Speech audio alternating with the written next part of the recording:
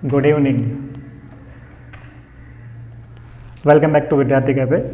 आज हम पढ़ेंगे यो जानाति सह पंडित। इस ये जो है पार्ट हमने पिछली क्लास में पढ़ा था। आज हम इसके अभ्यास प्रश्न जो है वो देखेंगे, इसके प्रश्न उत्तर पर चर्चा करेंगे डिटेल के अंदर।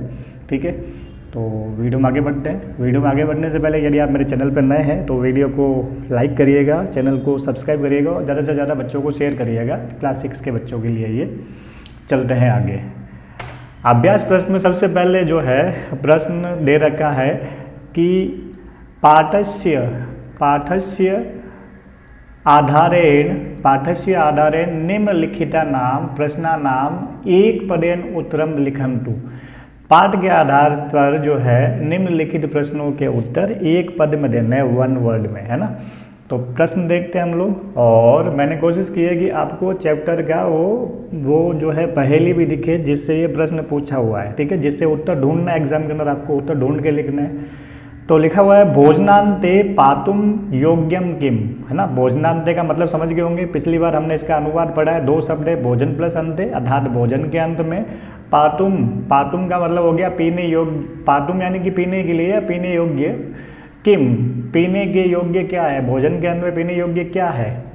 तो देखते हैं, इसका उत्तर ढूंढ के लिखना आपको। तो मैंने आप लोगों के सामने जो ये पहेली थी वो यहाँ डिस्प्ले कर रखी है। ठीक, तो आपको इस पहेली में इसका उत्तर मिल जाएगा। देखो नीचे हमने प्रश्न, इसका विवरण में पूरी की पूरी डिटेल भी लिखी हुई है। ठीक है, और ये दो प्रश्न इसमें सीधे सीधे आपके वन वर्ड में पूछे हुए हैं।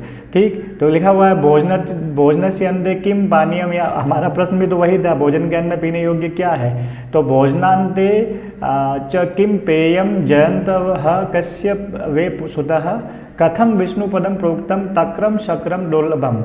अब देखो ये जो लास्ट में है ना, इसमें तीन प्रश्न पूछे हुए, उन तीनों के उत्तर ये एक ही लाइन में आ रखे हैं। तो फर्स्ट प्रश्न जो है हमारा क्या हो गया, भोजनस्य अन्ते किम पानीयम, यानी कि भोजन के अंत में पीने योग्य क्या है, तक्रम। तक्रम का मतलब आप लोगों को बताया था पिछली क्लास के अंदर, क्या होता है, छाछ, है ना। तो भोजन के अंत में पीने योग्य क्या है, छाछ। अब हम लोगों का ये उत्तर वन वर्ड में ही लिखना है, इसलिए केवल तक्रम लिखना है। अगर पूर्ण वाक्य उत्तर होता तो हम लोग यहाँ तक्रम लिख दे और हमारा पूरा उत्तर हो जाता भोजनस्य अन्ते तक्रम पानीयम। ठीक, लेकिन अब हम लोगों को वन वर्ड में लिखना है तो तक्रम हमारा उत्तर हो गया। वापस चलते हैं प्रश्न के ऊपर। दूसरा प्रश्न देखो क्या लिखा हुआ है। देखो ये जो प्रश्न है इसको हम लोग थोड़ा बाद में करेंगे ना। क्यों करेंगे, क्योंकि मैंने क्या बोला था, इससे दो प्रश्न है। ये जो पहेली, इससे दो प्रश्न, हम पहले इन दोनों प्रश्नों को कर लेते हैं, है ना, पहले, उसके बाद आगे बढ़ते हैं। तो ये भी इसी पहेली का प्रश्न है ना। एक मिनट ये इंक क्लियर कर लेते हैं ताकि आपको स्पष्ट दिखे प्रश्न क्या है। ठीक है, ओके। देखो लिखा हुआ है जयंतः कस्य सुतः। अब देखो वापस उसी पहेली में देख लो, लिखा हुआ है ना, जयंत कस्य वे सुतः। देखो एक मिनट, है ना, जयंतः कस्य वे सुतः लिखा हुआ है, अर्थात जयंत जो है किसका पुत्र है। तो आप देखो पहले का उत्तर तक्रम था, दूसरे का उत्तर शक्रस्य है ना। तो जयंत कस्य पुत्रः, तो इंद्रस्य। अब शक्र का मतलब इंद्र ही होता है, बताया था उस दिन, है ना। शक्रः मतलब इंद्र देवता के लिए शक्रः शब्द का प्रयोग किया हुआ है, तो शक्रः मतलब इंद्र होता है। अब देखो कस्य में षष्ठी विभक्ति है ना, तो हमारा जो उत्तर होगा वो भी षष्ठी विभक्ति में आएगा। तो आप चाहो तो इंद्र से लिख सकते हो और चाहो तो शक्र से लिख सकते हो, है ना। शक्र से लिख लेना, क्योंकि आपको पहेली जो पढ़ के उत्तर देने के लिए आएगी उसमें शक्र से लिखा हुआ मिलेगा। ठीक, चलते हैं आगे। ओके, नेक्स्ट प्रश्न देखो क्या है, सर्वदेवानां वंदनीयः कः। और एक दे रखा है लंकायाम मिलित्वा कस्य पूर्ण रूपम अस्ति। सर्वदेवानाम वंदनीय कहा मतलब क्या हो गया, सभी देवताओं के द्वारा वंदनीय कौन है, पूजनीय कौन है। और लंकायाम मिलित्वा कस्य पूर्ण रूपम अस्ति, यानी लंका में जो है किसका पूर्ण रूप जो है होता है। ठीक, तो अब देखो ये पहले लंका वाले के ही, तो पहले हम लोग इसी का कर लेते हैं। ठीक है, एक मिनट, लिखा हुआ है ना लंकाया, देखो प्रश्न देख लेते हैं फिर से एक बार। लंकायाम मिलित्वा कस्य पूर्ण रूपम अस्ति। अब देखो यहाँ पे आ गया है, ये देखो इस पहेली की दूसरी लाइन के अंदर देखो, द्वयम मिलित्वा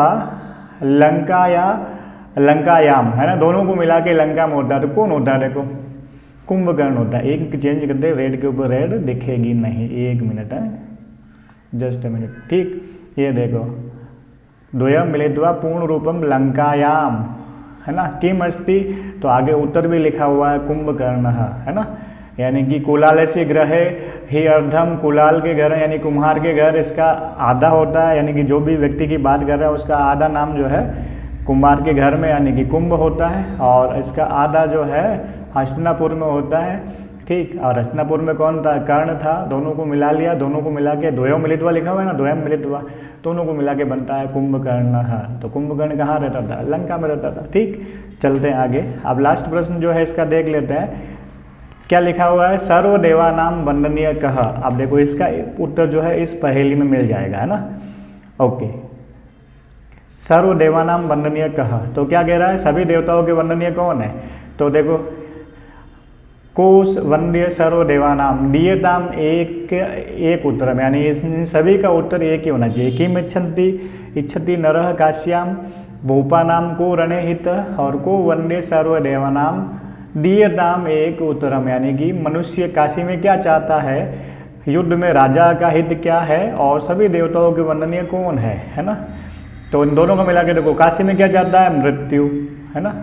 मैंने बताया था ना पिछली वाली क्लास में, मृत्यु मतलब मानते हैं ना कि काशी में मृत्यु जिसकी होती है उसको मोक्ष की प्राप्ति होती है ना। और जो राजा लोग होते हैं उनका युद्ध में जो है क्या हित होता है? तो जय, है ना। हर राजा युद्ध में जय होना चाहता है, यानी कि विजय होना चाहता है। तो मृत्यु प्लस जय को मिला के बनता है मृत्युंजय। मृत्यु प्लस जय को मिला के बनता है मृत्युंजय। तो कह सर्वदेवानाम वंदनीय, सभी देवताओं के द्वारा वंदनीय कौन है? मृत्युंजय। ठीक है, ओके। ये आप लोगों के वन वर्ड वाले प्रश्न थे। ठीक है, तो ढूंढ के लिख सकते हैं। ओके, आगे बढ़ते हैं। ये आप लोगों के इन सभी के उत्तर थे, तो आप लोग इनको नोट कर लीजिएगा आराम से। ठीक, अब आगे वाले प्रश्न में बढ़ते हैं।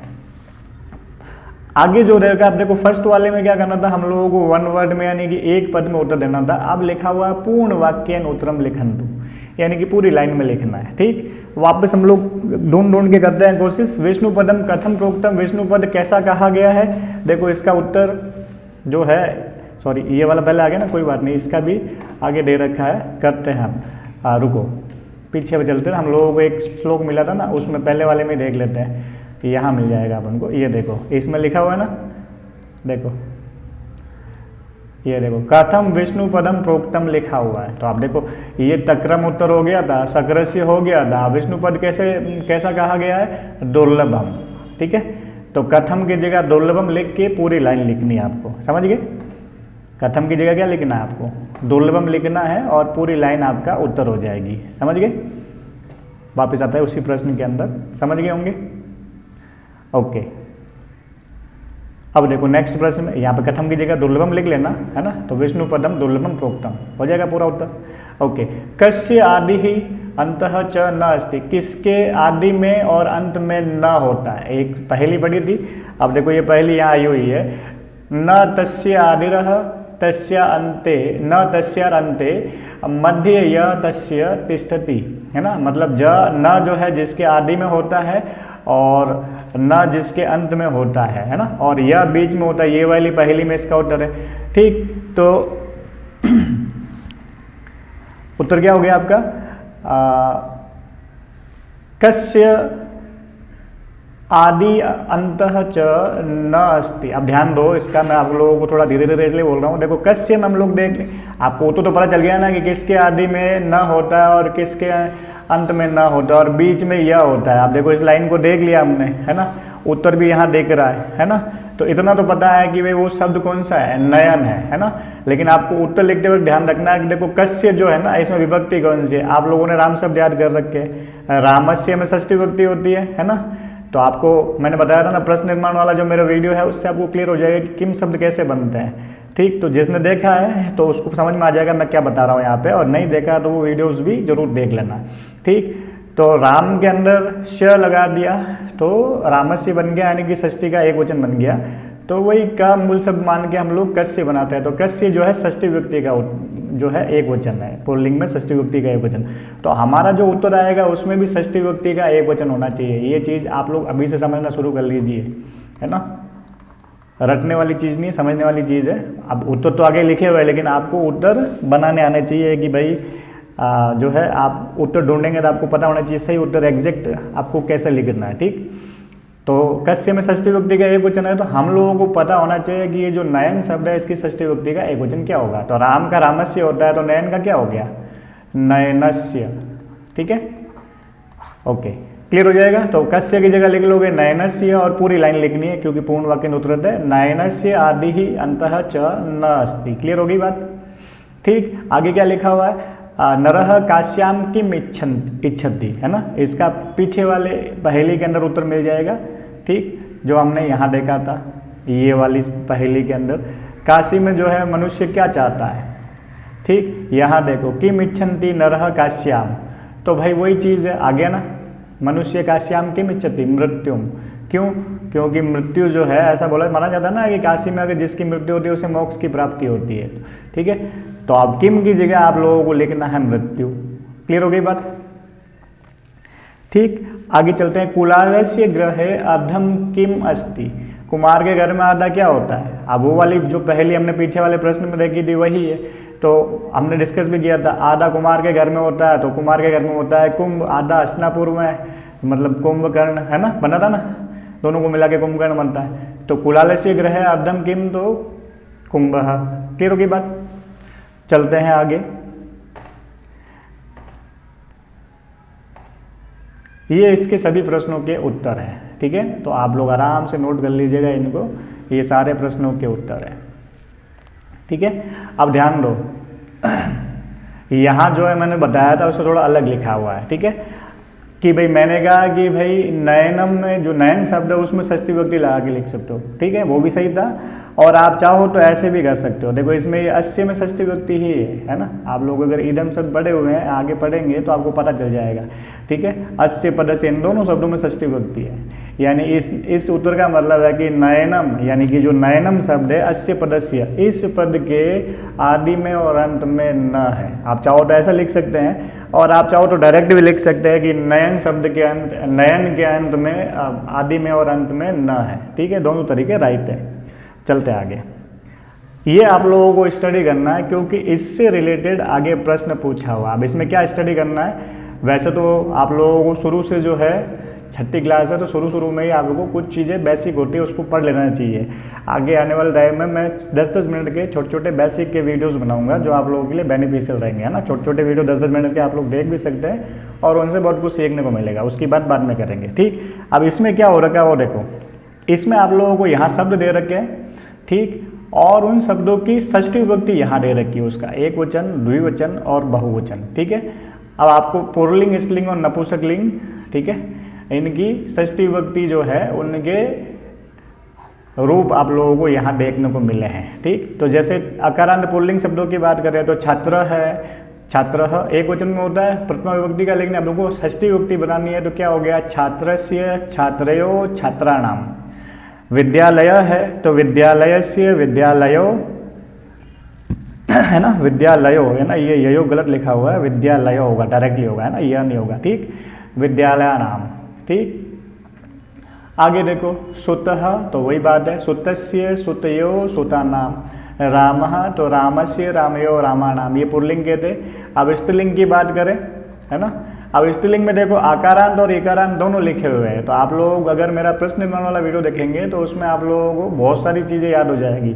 शॉर्टकट में कैसे याद होते हैं वो भी बताया हुआ है। ठीक है, ठीक, अब आप लोगों को ध्यान रखना है कि भाई सीता शब्द की षष्ठी विभक्ति क्या हो गई, सीतायाः, सीतयो, सीता नाम, है ना। यहाँ सीतायो नहीं लिखना, देखो आ की मात्रा हटा के लगाया हुआ। ठीक है, कथा का क्या हो गया, कथाया, कथयो, कथा नाम। देखो इसमें भी देखो कथा में से आ की मात्रा हटाई हुई है, तो आपको ये छोटी छोटी चीज़ें थोड़ा ध्यान रखनी पड़ेगी। प्रिया है तो प्रियायाः, प्रिययो, प्रियाणाम। ठीक, अब नदी इकारांत है, इकारांत के कैसे बन गए, नद्या, है ना, नद्या लिखा हुआ है, द के अंदर यह मिला हुआ है, ऐसे होता है नद्या, तो दोनों मिल जाएंगे, ऐसे लिखा जाता है। नद्याः, नद्यो, नदी नाम। देवी है तो देव्याः, देव्यो, देवी नाम। ठीक, अब नपुंसकलिंग शब्द है तो पुस्तकस्य, पुस्तकयो, पुस्तका नाम। ठीक, उद्यानयस्य, उद्यानयो, उद्याना नाम। फलस्य, फलयो, फला नाम। भोजनस्य, भोजनयो, भोजना नाम। क्लियर बात। अब ऐसे कैसे अस्मद और युष्मत शब्द, अस्मद और युष्मत शब्द दोनों जो है उनको शॉर्टकट में याद रखने के लिए भी आने वाले टाइम में जब भी मुझे टाइम मिलेगा जल्द से जल्द मैं इसकी वीडियो बनाने की कोशिश करूंगा। अभी हम लोगों को षष्ठी विभक्ति की आवश्यकता है तो हम केवल षष्ठी विभक्ति जानते हैं। अस्मद शब्द की षष्ठी विभक्ति होती है मम आवयो अस्माकम, युष्मत की होती है तव युवयो युष्माकम। ठीक, ऐसे कैसे तस् शब्द का, और तस् शब्द वगैरह और एतस् शब्द के लिए तो आप मेरा प्रश्न निर्माण वाला वीडियो देखिए, बहुत ही महत्वपूर्ण है। उसमें एक साथ बहुत सारी चीज़ें देखने को मिलेगी। कौन कौन सी चीज़ें, जैसे पुल्लिंग की बात करें तो राम शब्द अगर याद है आपको किम शब्द का पुल्लिंग का याद हो जाएगा, आपको तस् शब्द का पुल्लिंग का याद हो जाएगा, आपको एतस् शब्द का भी पुल्लिंग का याद हो जाएगा। ऐसे कैसे स्त्रीलिंग में लता शब्द याद हो जाएगा तो आपको तस् शब्द का, किम शब्द का और एतस् शब्द के स्त्रीलिंग के याद हो जाएंगे। नपुंसकलिंग का करोगे तो नपुंसकलिंग वाले हो जाएंगे। ठीक, और यहाँ मैंने षष्ठी विभक्ति ऑलरेडी लिख रखी है। ठीक, तो तस् शब्द की षष्ठी विभक्ति तस्य तयो तेसाम, पुल्लिंग के अंदर स्त्रीलिंग में होती है तस्या तयो तासाम। ठीक, नपुंसकलिंग का पुल्लिंग की तरह ही होता है तस्य तयो तेसाम एतस्य एतयो एतेसाम।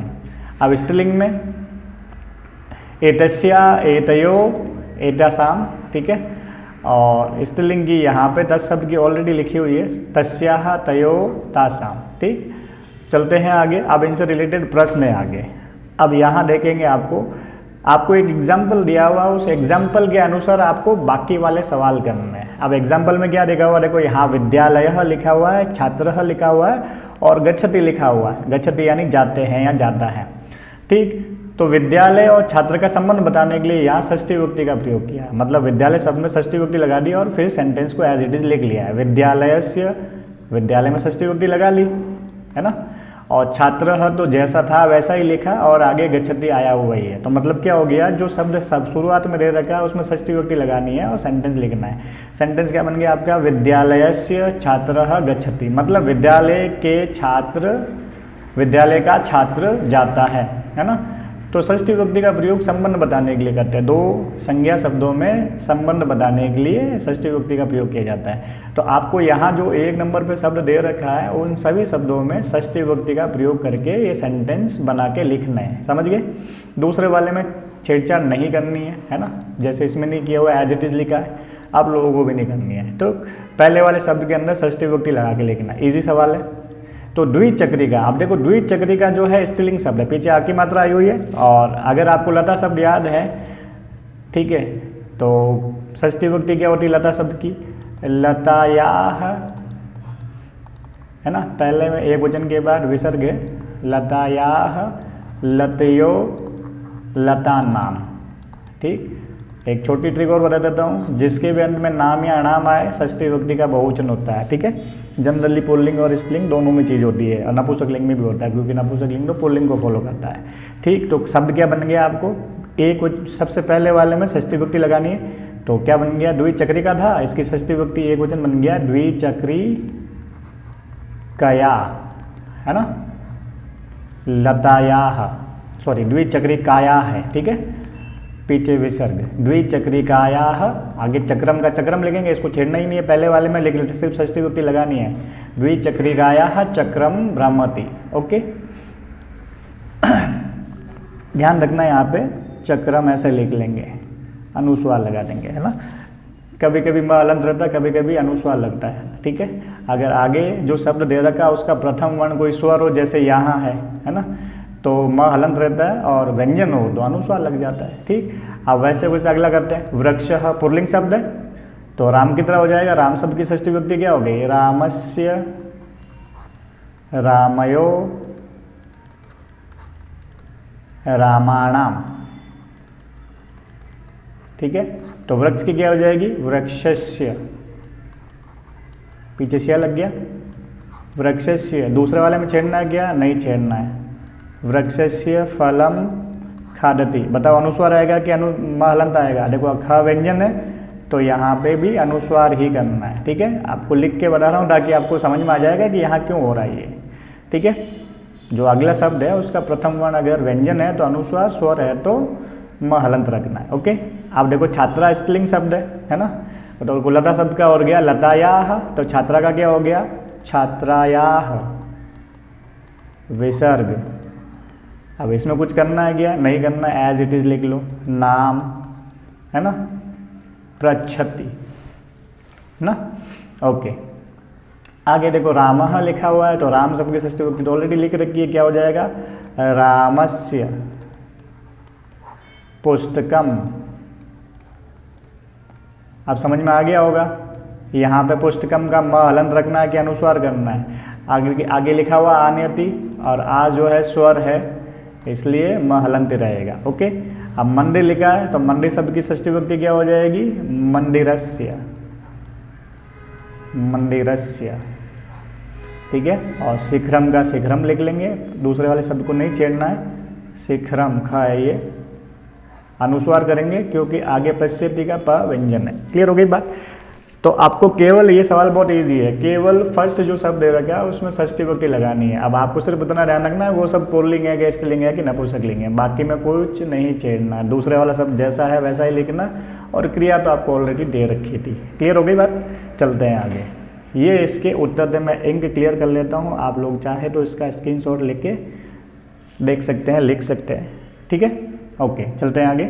यहाँ ये जो माँ जो है कर रखा है हलंत, तो आप लोग इसको सुधार लेंगे, है ना। आपको मैंने बता दिया बीच बीच में कि कहाँ जो है म हलंत रखना है और कहाँ अनुस्वार रखना है। यहाँ तो ठीक है, यहाँ पे भी ठीक है, इन दो में आपको अनुस्वार करना है। क्यों करना है, देखो चक्रम के आगे ब्रह्मति भ आया हुआ है, व्यंजन है, इसलिए म की जगह अनुस्वार कर देना, चक्रम हो जाएगा। ठीक है, ऐसे कैसे फलम खादती, तो ख जो है व्यंजन है, इसलिए यहाँ पे भी म हलंत नहीं आके अनुस्वार आएगा। ठीक है, चलते हैं आगे, इतना कर लीजिएगा आप लोग।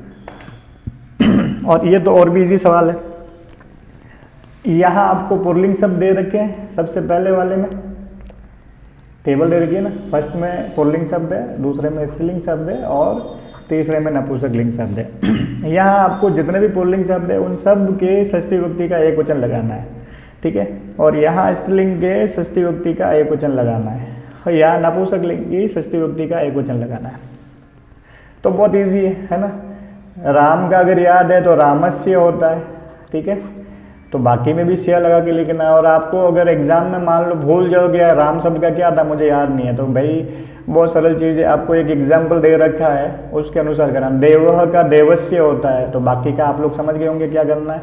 तो वृक्ष का क्या हो जाएगा, वृक्षस्य हो जाएगा, है ना। एग्जाम्पल दे रखा है ना, बोलने की जरूरत नहीं है, बोल भी गया तो याद आ जाएगा। द्वारपालः लिखा हुआ है, तो पीछे सिया लगा दोगे विसर्ग हटा के, क्या हो जाएगा, द्वारपालस्य। इजी है। स्यूतः लिखा हुआ है, क्या हो जाएगा, स्यूतस्य। ठीक, अनुजः लिखा हुआ क्या हो जाएगा, अनुजस्य। बात समझ में आ रही है, बहुत ही इजी काम है। यानी कि जितने भी शब्द दे रखे हैं उन सब के पीछे से विसर्ग हटा के पीछे स्य ऐड कर देना, आधा स और य। ठीक है, तो अग्रज का क्या हो जाएगा, अग्रजस्य। पितामह का क्या हो जाएगा, पितामहस्य। मातुल का क्या हो जाएगा, मातुलस्य। प्राचार्य का क्या हो जाएगा, प्राचार्यस्य। विद्यालय का क्या हो जाएगा, विद्यालयस्य। पितृव्य का क्या हो जाएगा, पितृव्यस्य, है ना।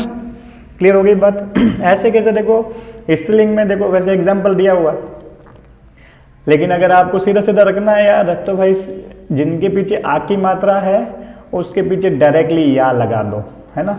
जैसे रमा का रमाया हो गया, तो छात्रा का क्या हो जाएगा, छात्रायाः। बहुत इजी है। छात्रा का क्या हो जाएगा, छात्रायाः। दोला का क्या हो जाएगा, दोलायाः, है ना। उपासना का क्या हो जाएगा, उपासनायाः। क्लियर होगी बात, बहुत इजी है। उपासनायाः, उपासना का क्या हो जाएगा, उपासनायाः। ठीक। पुस्तिका का क्या हो जाएगा, पुस्तिकायाः। भ्रातृजाया का क्या हो जाएगा, भ्रातृजायायाः, है ना। तो जिनके पीछे आ की मात्रा है उनके पीछे डायरेक्टली या लगो। अब यहाँ देखो, यहाँ पे ई की मात्रा है, तो ई की मात्रा वाले में क्या करना है आपको, ई की मात्रा हटा के फिर पीछे या जोड़ देना। मैं एक का बता देता हूँ, मान लो मैं आपको मती का बता देता हूँ, है ना। जैसे मान लो मती होता है, ये वाला तुमको ही करना है, समझने के लिए बता रहा हूँ दूसरा वाला एग्जाम्पल। तो यहाँ से ई की मात्रा हटा दो, जब इसमें से ई निकालेंगे तो त आधा रह जाएगा ना, और पीछे या जोड़ना है, तो क्या बन जाएगा, मत्याह। यानी कि जिसके अंदर ई की मात्रा है तो वो ई की मात्रा हटा के पीछे या लगा दोगे, तो लेखनी का क्या हो जाएगा, लेखन्याह। लेखनी का क्या हो जाएगा, लेखन्याह। इजी है। पत्नी का क्या हो जाएगा, पत्न्याह, है ना। पत्नी का क्या हो जाएगा, पत्न्याः, और पुत्री का क्या हो जाएगा, पुत्र्याः। इजीली कर सकते हैं, है ना। देखो 2 ट्रिक मिल गई आपको, पीछे या लगा दे षष्ठी का एक वचन बन जाएगा, जहाँ ई है तो ई की मात्रा को हटा के षष्ठी का एक वचन बन जाएगा पीछे या लगाने से। और उद्यानम की बात करें तो इस सब के पीछे से ये म हलंत हटा के पुल्लिंग की तरह करना है। सबके पीछे से क्या करोगे, ये म हलंत हटा के पुल्लिंग की तरह। पुल्लिंग की तरह मतलब क्या हो गया, म हटा के उसकी जगह स्य लगा देना, ठीक है। पुल्लिंग में षष्ठी विभक्ति होती है ना, जैसे राम का रामस्य हो गया, है ना। भवन का क्या हो जाएगा, जैसे भवनम था तो म हटा के स्य लगा दिया, क्या बन गया, भवनस्य। तो उद्यानम का क्या हो जाएगा, उद्यानस्य, उद्यानस्य सॉरी, उद्यानस्य। इजी है, मतलब म हटा के आपको आधा स और यह लगाना। वनम है तो षष्ठी विभक्ति क्या हो जाएगी, वनस्य, ठीक। तो इस तरीके से आपको सभी के करने हैं। क्लियर हो गई बात, ओके। ये इनके सभी के उत्तर है, मैं इनके क्लियर कर लेता हूँ ताकि आप लोग स्क्रीनशॉट ले सके और बाद में आराम से कर पाए, ठीक है। तो ये इनके उत्तर है, आप लोग करिएगा। नेक्स्ट प्रश्न की ओर बढ़ते हैं। ये वाला प्रश्न आप लोगों को स्वयं करना है, बहुत ही इजी है। मैं सिर्फ जो शब्द नहीं आते उनकी मीनिंग की बात कर लेता हूँ। आपको कुछ नहीं करना है, खाली जगह में क्या लिखा हुआ देखो, रिक्त स्थानेषु कुटुम्बस्य परिचयम लिखन्तु। खाली जगह में कुटुंब यानी परिवार का परिचय लिखना है। जैसे मम नाम दिनेशः लिखा हुआ है, मम पितु नाम सुरेशः लिखा हुआ है, यानी कि जो भी बच्चा लिखेगा उसकर आपको जो है मम नाम के बाद में खुद का नाम लिखना है। फिर आपके आगे रिलेशन वाले में षष्ठी विभक्ति लगी हुई है सब जगह, है ना। रिलेशन जो है उस शब्द, रिलेशनवाचक शब्द में यानी कि संबंधवाचक शब्द में षष्ठी विभक्ति लगी हुई है ना। आपके साथ क्या संबंध है उनका, और आगे जो संबंध है उस व्यक्ति का नाम लिखना है, ठीक। जैसे मातु मतलब माता, तो मम मातु नाम यानी कि मेरी माता का नाम, अब मम्मी का नाम यहाँ लिखना है। मम अग्रजस्य नाम, अग्रज का मतलब होता है बड़ा भाई, तो आपके बड़े भाई का नाम यहाँ लिखना है। मम अनुजायाः नाम, अब अनुजायाः मतलब स्त्रीलिंग शब्द है यानी कि छोटी बहन का नाम, अनुज मतलब छोटा भाई, अनुजा मतलब छोटी बहन। पितामह है ना, दादाजी। पितामैया दादी। पितृव्य का मतलब होता है आपके पिताजी के भाई, तो पिताजी के भाई का नाम यहाँ लिखना है, ठीक। पितृव्यायाः यानी कि आपके पिताजी की बहन, बुआ का नाम यहाँ लिखना है ना। भाई मतलब पिताजी के भाई, आपके चाचा ताऊ जो भी है उनका नाम लिखना है, और पिता की बहन आपकी बुआ जो है उनका नाम यहाँ लिखना है। एतत् मम कुटुम्बम, तो ये वाला आप स्वयं करेंगे, ठीक है, अपने अपने हिसाब से करेंगे, ठीक है। अपने परिवार का परिचय आपको लिखना है ना। और नोटिस करने वाली चीज़ क्या हो गई, परिवार का संबंध बताने के लिए इन सभी शब्दों में देख लो षष्ठी विभक्ति का प्रयोग किया हुआ है ना। संबंधवाचक शब्द है तो 2 नाउन का संबंध बताने के लिए षष्ठी विभक्ति का प्रयोग किया जाता है। जैसे मम नाम है, मम मातु है ना, मम अनुजाया है, मम पिता मैया है ना। इन सब में षष्ठी विभक्ति लगी हुई है, तो षष्ठी विभक्ति का प्रयोग संबंध बताने के लिए, 2 संज्ञाओं का आपस में संबंध बताने के लिए प्रयोग किया जाता है। तो ये सवाल आप लोगों के लिए आप लोग स्वयं करेंगे, ठीक। ये वाला सवाल बहुत ईजी है, थोड़ा समझना है इसको। अब देखो यहाँ जो राम जी का चित्र दे रखा है और यहाँ दशरथ का चित्र दे रखा है, महाराज दशरथ का चित्र रखा है, और पिता लिखा हुआ है। अब देखो तीर यहाँ जा रहा, इधर जा रहा है, इसका मतलब है आपको राम से दशरथ जी का संबंध बताना, महाराज दशरथ का बताना, ठीक है। राम के पिता दशरथ है ना, तो राम के पिता दशरथ, तो राम के है तो राम शब्द में आगे षष्ठी विभक्ति है ना। राम के, काके की षष्ठी विभक्ति का चिन्ह होता है ना। राम के पिता दशरथ, मैं अनुवाद करके दिखा देता हूँ। राम के पिता दशरथ। अब अनुवाद करने का देखो ट्रिक समझो। यहाँ राम शब्द है, आपको विभक्ति चिन्ह जो है, जिस शब्द के बाद में जो विभक्ति चिन्ह है वही वाली विभक्ति लगानी है। तो के चिन्ह है, काके की षष्ठी विभक्ति का चिन्ह है, तो हो गया आपका रामस्य।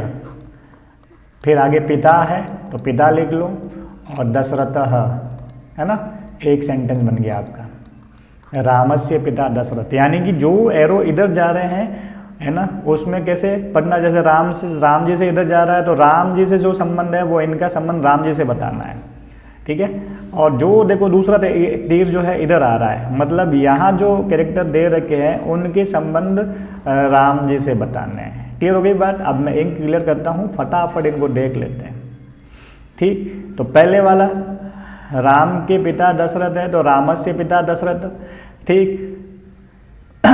तो पहले हम इधर जाने वाले तीरों की बात कर लेते हैं, है ना, जो इधर जा रहे हैं, ठीक। फिर हम लोग इधर आने वाले तीरों की बात करेंगे, ये देखो ये भी इधर जा रहा है, ये भी इधर जा रहा है, ये भी इधर जा रहा है। ठीक, तो अब इनमें क्या करना है, राम में षष्ठी विभक्ति लगानी है, बाकी एज इट इज, ये सब तो एज इट इज आएगा।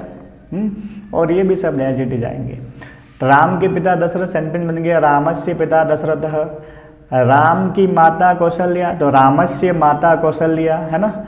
राम के ससुर जनक, तो रामस्य ससुर जनक। क्लियर होगी बात, मतलब षष्ठी विभक्ति लगा लगा के सेंटेंस बनाना है हम लोगों को। ठीक, अब थोड़ा उल्टा देखते हैं, रिवर्स। दशरथ से इधर जा रहा है चित्र, है ना, तो दशरथ के पुत्र राम, है ना, इधर जा रहा है, तो अब दशरथ से संबंध बता रहे हैं, तो क्या बन जाएगा, दशरथस्य पुत्र रामः। अब आप लोगों को उल्टा करना है, मतलब जो एरो इधर से जा रहा है तो उनमें यहाँ जो कैरेक्टर्स दे रखे हैं, जो चित्र दे रखे हैं नाम सहित, उनमें षष्ठी विभक्ति लगानी है। ठीक है, तो दशरथ के पुत्र राम हो गए। ठीक, आगे देखो, कौशल्या के पुत्र राम। अब कौशल्या स्त्रीलिंग शब्द है, तो आपको स्त्रीलिंग के हिसाब से उत्तर लिखना है। ठीक है, और स्त्रीलिंग के लिए क्या करते हैं, इससे पहले वाले हमने देख लिया था, ये जो मूल शब्द है उसके पीछे या लगा दो, विसर्ग वाला। कौशल्यायाः पुत्रः, और कौन थे, रामः। एक सेंटेंस ये बन गया, समझ गए। तो इधर से जो एरर जा रहा है उसमें यहाँ वाले कैरेक्टर में षष्ठी विभक्ति लगानी है। ठीक, अब थोड़ा और देख लेते हैं, सीता जी से संबंध बताने की बात। ठीक, जो एरो सीता जी से इधर जा रहा है उसमें सीता जी से संबंध हो गया, तो सीता जी में षष्ठी विभक्ति लगाएंगे। तो सीता के ससुर दशरथ, क्या हो जाएगा, सीता में षष्ठी विभक्ति लगाएंगे तो क्या बन जाएगा, सीतायाः, ससुर को क्या बोलते हैं, स्वसुर, है ना, सीतायाः स्वसुरः, कौन थे भाई, दशरथः। अब सीतायाः क्यों किया, क्योंकि सीता स्त्रीलिंग शब्द है। ठीक है, तो आपको पुल्लिंग स्त्रीलिंग का ध्यान रखना है, इसीलिए उससे पहले जो सवाल था उसमें आपको पुल्लिंग स्त्रीलिंग नपुंसकलिंग इन सभी शब्दों की आपको षष्ठी विभक्ति बताई हुई है। ठीक है, तो सेंटेंस आपको इस तरीके से बताना है। ठीक है, अब देखो जो एरो वापस देखो, इसमें भी एक यही है, जो एरो इधर से इधर जा रहा है। ठीक है, जैसे दशरथ से इधर जा रहा है, दशरथ की बहू, है ना, स्नुषा मतलब पुत्र वधू, बहू, दशरथ की बहू सीता, तो इधर से जा रहा है, तो वही बात है, इससे मतलब यहाँ जो कैरेक्टर दे रखा है उनसे यहाँ वाले कैरेक्टर का संबंध बताया हुआ है। महाराज दशरथ की बहू कौन थी, सीता थी, तो यहाँ पे दशरथ शब्द में षष्ठी विभक्ति लगाएंगे, क्या बन जाएगा, दशरथस्य स्नुषा, यानी कि पुत्र वधू सीता। ठीक है, तो आपको ध्यान रखना, जो एरो इधर से इधर जा रहा है तो इधर वाले कैरेक्टर में षष्ठी विभक्ति लगाएंगी, और जो इधर से इधर जा रहा है तो इधर वाले कैरेक्टर में षष्ठी विभक्ति लगानी है। बीच वाले का कोई दिक्कत नहीं है, जो है वो लिखना है। ठीक है, तो ये इस तरीके से आपके सेंटेंस बनेंगे। तो आप लोगों को ध्यान रखना, बहुत सारे सेंटेंस बनने वाले हैं। ठीक है, तो खुद ही प्रैक्टिस करें अच्छे से, और ये आगे इनके उत्तर लिखे हुए जितने भी सेंटेंस बनने वाले हैं। ठीक है, तो आप लोग आराम से पहले खुद से प्रैक्टिस करिएगा, उसके बाद मिलान करिएगा कि आपने कितने सही किए हैं। ठीक है, चले आगे। ओके, अब देखो ये सवाल बहुत ही इजी है और इस सवाल को अच्छे से समझना है, क्योंकि इस सवाल के बाद एक सवाल मैं आप लोगों को करने के लिए दूंगा। देखो जैसे इसमें ऊपरी है ना, तो ऊपरी का मतलब होता है ऊपर, इसका बिलोंग होता है अधः, है ना, अधः का मतलब होता है नीचे, अधः का मतलब क्या होता है, नीचे। ठीक, तो आप ऊपरी वाला समझेंगे, फिर अधः वाला सवाल आप लोगों को घर पे करना है, इसी में से करना है, यानी कि जिससे आपको सवाल जो है उत्तर लिखने के लिए बोला है ना, इसी का प्रयोग करके आपको अधः वाला स्वयं करना है। एक दो एग्जाम्पल मैं बताऊंगा, उसके बाद आप स्वयं करेंगे। ठीक है, ओके। बढ़ने से पहले मैं आपको एक चीज़ बता देता हूँ, ऊपरी और अधः शब्द जो है उन दोनों के योग में षष्ठी विभक्ति का प्रयोग होता है। कौन सी विभक्ति का प्रयोग होता है, षष्ठी विभक्ति का, है ना। यानी कि सेंटेंस जब भी बनेगा, या हिंदी से संस्कृत बनाते हैं तब भी आपको षष्ठी विभक्ति का प्रयोग करना है, और सेंटेंस अगर संस्कृत में दिया हुआ है तो आपको वहाँ षष्ठी विभक्ति जरूर मिलेगी। अब आपको यहाँ पे सेंटेंस बनाने हैं, इसलिए आपको ये समझना है कि इसमें कहीं ना कहीं षष्ठी विभक्ति का प्रयोग जरूर होगा। अब सवाल एक आता है कि सर षष्ठी विभक्ति तो लगानी है, हम क्लियर हो गया, लेकिन षष्ठी विभक्ति लगानी किस में है, तभी तो अच्छे से कर पाओगे। ठीक, तो ऊपरी का मतलब होता है ऊपर, ऊपरी का मतलब होता है ऊपर और अधः का मतलब होता है नीचे। तो जिसके ऊपर होने की बात करें उस शब्द में षष्ठी विभक्ति लगानी है, जिसके नीचे होने की बात करें उस शब्द में षष्ठी विभक्ति लगानी है। जैसे मैंने एक एग्जांपल बोल दिया, पेड़ के नीचे, पेड़ के नीचे, पेड़ के नीचे राम बैठा है, पेड़ के नीचे राम बैठा है। अब देखो यहाँ राम भी है और पेड़ भी है, तो षष्ठी विभक्ति किस में लगाएंगे, राम में लगाएंगे कि जो है पेड़ में लगाएंगे।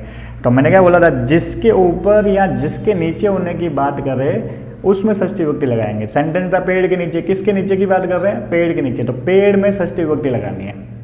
ठीक, अब इसका उल्टा देख लेते हैं, पेड़ के ऊपर बंदर है, पेड़ के ऊपर बंदर है। अब देखो ऊपर मतलब ऊपरी आया हुआ सेंटेंस जब संस्कृत बनेगा ऊपर के लिए ऊपरी लिखेंगे, तो ऊपरी आएगा मतलब षष्ठी विभक्ति लगानी है। तो षष्ठी विभक्ति किस में लगाएंगे, बंदर में लगाएंगे कि पेड़ में लगाएंगे। तो किसके ऊपर होने की बात की है, पेड़ के ऊपर। तो जिसके ऊपर और जिसके नीचे होने की बात करें उसमें षष्ठी विभक्ति लगाएंगे। अब आपको मेरी यहाँ तक की बात समझ में आई है, तो आगे वाला सवाल आप लोग इजीली कर लेंगे। तो यहाँ कुछ ग्रंथों के नाम दे रखे हैं, पुस्तकों की एक सूची दे रखी है। ठीक, उसमें आपको क्या करना है, कस्य ऊपरी किम अस्ति इति लिखन्तु, किसके ऊपर क्या है वो लिखना है। ठीक, यानी कि आपको ये ग्रंथों के नाम देखने हैं और कौन से ग्रंथ के ऊपर कौन सा ग्रंथ है वो लिखना है। तो पंचतंत्र के ऊपर तो कोई नहीं है क्योंकि सबसे ऊपर है ना। अब अगर हमको सीक्वेंस देखा जाए तो क ख है ना, क ख ग ग है ना, अगर सिक्वेंशियल गए देखो ये कंटिन्यूटी में है ना। तो रामायण के नीचे हितोपदेश है ना, अंगह च छ ज है ना, उसके बाद झंडे वाला ज आएगा, तो मनुस्मृति के नीचे ही है। ठीक है, तो ये सीक्वेंस ऐसे बनी हुई है एक तरह से। ठीक है, तो आपको ये देखना है कि किसके ऊपर कौन सा ग्रंथ है। अब यहाँ देखो पंचतंत्र के ऊपर कुछ नहीं है, इसको छोड़ देते हैं है ना।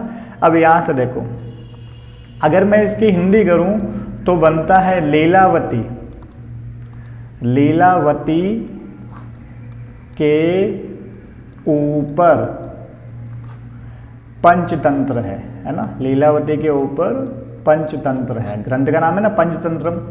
ठीक, तो अब देखो हमको अनुवाद करना है, तो आपको देखो मैंने बता रखा ऊपरी का मतलब ऊपर होता है, तो जिसके ऊपर होने की बात करें उसमें षष्ठी विभक्ति लगाएंगे। किसके ऊपर है भाई, लीलावती के ऊपर। अच्छा एक चीज़ और देख लेते हैं, यहाँ के चिन्ह आया और काके की चिन्ह भी षष्ठी विभक्ति का होता है। ठीक, तो लीलावती शब्द की षष्ठी विभक्ति क्या हो गई। ठीक है, इससे पहले वाले सवालों में सभी जगह षष्ठी विभक्ति का प्रयोग हो रखा है। तो जो इकारांत शब्द है उसमें षष्ठी विभक्ति बनाने का तरीका बताया था मैंने। ठीक है, क्या था, ये जो ई की मात्रा हटा दो है ना, तो ई की मात्रा हटा दी तो आधा त रह गया और पीछे या लगा दो विसर्ग वाला, तो लीलावती का क्या हो गया, लीलावत्याः षष्ठी विभक्ति हो गई ना, यानी कि ये के चिन्ह इसमें इंक्लूड हो गया। और ऊपर को बोलते हैं ऊपरी, ऊपर को क्या बोलते हैं, ऊपरी। और लीलावती के ऊपर जो ग्रंथ है उस ग्रंथ का नाम यहाँ लिखना। तो ऑलरेडी यहाँ ग्रंथ का नाम दे रखा है पंचतंत्रम, पंचतंत्रम। ठीक, आगे देखते हैं भगवत गीता के ऊपर क्या है, लीलावती। तो भगवत गीता के ऊपर इनके क्लियर कर लेते हैं, एक एग्जाम्पल पूरा और फिर से डिटेल में देख लेते हैं। अब इसकी हिंदी लिख लेते हैं, भगवत गीता के ऊपर लीलावती है, तो मैं लिख लेता हूँ भगवत गीता के ऊपर लीलावती है, भगवत गीता के ऊपर लीलावती है ना। तो अब देखो वही बात है, काके की चिन्ह षष्ठी विभक्ति का होता है और ऊपरी शब्द के लिए षष्ठी विभक्ति का प्रयोग करेंगे है ना। किस में लगाएंगे षष्ठी विभक्ति, जिसके ऊपर होने की बात की, किसके ऊपर है, भगवत गीता के ऊपर है। ठीक है, ओके। अब आकारांत शब्द है ना, ये तो इकारांत था ना लीलावती, इसलिए ई हटा के किया था। आकारांत तो बहुत ईजी है, डायरेक्टली या लगा लो पीछे। तो भगवत गीतायाः है ना, लिख लेते फटाफट, भगवत गीतायाः, तक की जगह द हो रखा है, भगवत गीतायाः ऊपर को बोलते हैं ऊपरी लीलावती है ना। दूसरे वाले में तो कोई प्रॉब्लम ही नहीं है, आपके जो सामने जो नाम दे रखा है वही नाम लिखना है ना। भगवत गीता या ऊपरी लीलावती बना सकते हैं। आगे लिखा हुआ है रामायणम, तो रामायणम यानी कि रामायण के ऊपर भगवत गीता, और ये म हलंत यानी कि नपुंसकलिंग का है। तो बताया था नपुंसकलिंग वाले हो तो क्या करेंगे, म हटा दो और पीछे स्या लगा दो, तो क्या बन जाएगा, रामायणस्य, रामायणस्य। ऊपर को क्या बोलेंगे, ऊपरी कौन सा ग्रंथ है, भगवत गीता है ना। तो क्या बन गया, रामायणस्य उपरि भगवद गीता। तो इजी टास्क है, बहुत ही इजी आप लोग कर सकते हैं। तो यहाँ तक की बात समझ में आ गई, तो बाकी वाले बन जाएंगे आप। मैं फटाफट पढ़ लेता हूँ। अब हितोपदेश पुल्लिंग शब्द है ना। हितोपदेश के ऊपर कौन है, रामायण। तो हितोपदेश में विभक्ति कौन सी लग जाएगी, षष्ठी विभक्ति, क्या बन जाएगा, हितोपदेशस्य उपरि रामायणम। योग शास्त्र में तो योग शास्त्रस्य उपरि हितोपदेश। रघुवंश रघुवंशस्य उपरि योग शास्त्रम। बात समझ में आ रही है। तो आप लोगों को सीधा सीधा काम करना है, ऊपरी वाले शब्द के योग में षष्ठी विभक्ति आती है, जिसके ऊपर होने की बात कर रहे हैं उसमें षष्ठी विभक्ति लगानी है। क्लियर होगी बात, ठीक। आगे चले। अब आप लोगों को एक काम मैं और दे देता हूँ। पहले तो आपको बता देते इसके उत्तर जो है, ये सारे के सारे इसके उत्तर हैं, ठीक, जो आप लोगों को लिखना है। अब एक होमवर्क आप लोगों के लिए है जो आप लोग स्वयं करेंगे घर पे, है ना। आपको क्या करना है, जैसे यहाँ लिखा हुआ है ना, पुस्तक सूची मध्य कस्य ऊपरी किम अस्ति, तो यहाँ ऊपरी की जगह मैं अधः लिख लेता हूँ। तो एक नया प्रश्न बन गया। मतलब ये पुस्तक सूची दे रखी है, किसके नीचे कौन है ना, ये आपको लिखना है। किसके नीचे क्या है वो लिखना है। जैसे अभी बैग चलते हैं, इसमें ग्रंथों के नाम दे रखे हैं, सेम सवाल ही है। अब आप लोगों का थोड़ा सा चेंज हो गया है। पहले था ना किसके ऊपर क्या है वो लिखना था, अब आपको लिखना है किसके नीचे क्या है। जैसे पंचतंत्र के नीचे लीलावती है, मैं लिख लेता हूँ हिंदी में, पंचतंत्र हिंदी में लिख रहा हूँ। पंचतंत्र तो नपुंसकलिंग शब्द है इसलिए पंचतंत्र में लिखा हुआ है। तो पंचतंत्र के नीचे लीलावती। थोड़ा समझ लेना इस एग्जाम्पल को, तो बहुत इजीली बाकी वाले भी कर लोगे, ठीक है। पंचतंत्र के नीचे लीलावती है। अब देखो नीचे को बोलते हैं अधः, और मैंने अभी बताया था अधः और ऊपरी के लिए षष्ठी विभक्ति लगाएंगे। जिसके ऊपर और जिसके नीचे होने की बात करें, किसके नीचे है भाई, पंचतंत्र के नीचे। तो पंचतंत्र शब्द में कौन सी विभक्ति लगेगी, षष्ठी विभक्ति लगेगी, ठीक है। और काके की चिन्ह भी षष्ठी विभक्ति को होता है, तो वैसे भी षष्ठी विभक्ति लगनी थी। तो शब्द सेंटेंस क्या बन जाएगा, पंचतंत्र के नीचे। तो पंचतंत्र में षष्ठी विभक्ति है तो क्या बन जाएगा, पंचतंत्रस्य। पंचतंत्रस्य, सॉरी एक साथ लिख लेना आप, थोड़ा गैप हो गया। पंचतंत्रस्य, नीचे को बोलते हैं अधः, ठीक है। पंचतंत्रस्य अधः, और आगे जो ग्रंथ नीचे दे रखा है उसका नाम लिखना, उसमें तो कोई टेंशन ही नहीं है, सीधे सीधे लिखना हो। तो पंचतंत्रस्य अधः लीलावती, ठीक। आगे वाला देखते हैं। लीलावती के नीचे श्रीमद् भगवद गीता, है ना। तो लीलावती के नीचे, तो लीलावती में षष्ठी विभक्ति लगाएंगे, है ना। और लीलावती में षष्ठी विभक्ति लगाएंगे तो वही बात है, ई की मात्रा हटा के पीछे या लगा दो, यहाँ लिखा हुआ है ऑलरेडी, क्या हो जाएगा, लीलावत्याः। नीचे वो बोलते हैं अधः। कौन सा ग्रंथ है लीलावती के नीचे, भगवद गीता, है ना। उस ग्रंथ का नाम लिखना है, वो तो ऑलरेडी दे रखा है, भगवद गीता। तो आप लोगों को ये एक और टास्क करना है मेरी तरफ से, ठीक। यानी कि जितने सेंटेंस आप लोगों के ऊपरी वाले बनेंगे उतने ही सेंटेंस आप लोगों के अधः वाले भी बनेंगे। तो आपको दो काम करना है। पहला काम तो ऑलरेडी प्रश्न दे रखा है किताब के अंदर, वो करना है।